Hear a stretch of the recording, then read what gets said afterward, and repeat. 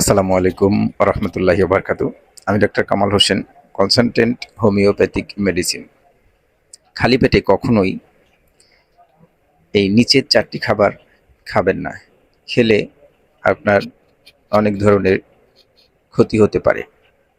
তাহলে আসুন, এই 4টি খাবার কি কি? 1 নম্বর হচ্ছে দই অথবা ঠান্ডা খাবার। এটা খেলে আপনার গ্যাস এবং পেট ব্যথা হতে পারে। 2 নম্বর হচ্ছে কলা। হার্ট অ্যাটাকের সমস্যা হতে পারে বা অ্যাসিডিটির সমস্যা হতে পারে যদি খালি পেটে খেয়ে থাকেন। আরেকটা হচ্ছে টক ফল, কমলা বা মালটা। এটা খেলে আপনার অ্যাসিডিটি বা আলসারের সমস্যা হতে পারে। যেমন 4 নম্বর হচ্ছে চা অথবা কফি। এরই খালি পেটে খেলে কি হবে? মাথা ঘুরবে, বমি বমি ভাব থাকতে পারে, কারো অ্যাসিডিটির সমস্যা হতে পারে। তাহলে সকালবেলা আমাদের যে জিনিসটা দিয়ে শুরু করা উচিত সেটি হচ্ছে যে কুসুম কুসুম গরম পানি বা খেজুর দিয়ে সকালটা শুরু করা সবচেয়ে উত্তম। কথার মাঝে ভুল ত্রুটি হলে ক্ষমা সুন্দর দৃষ্টিতে দেখবেন।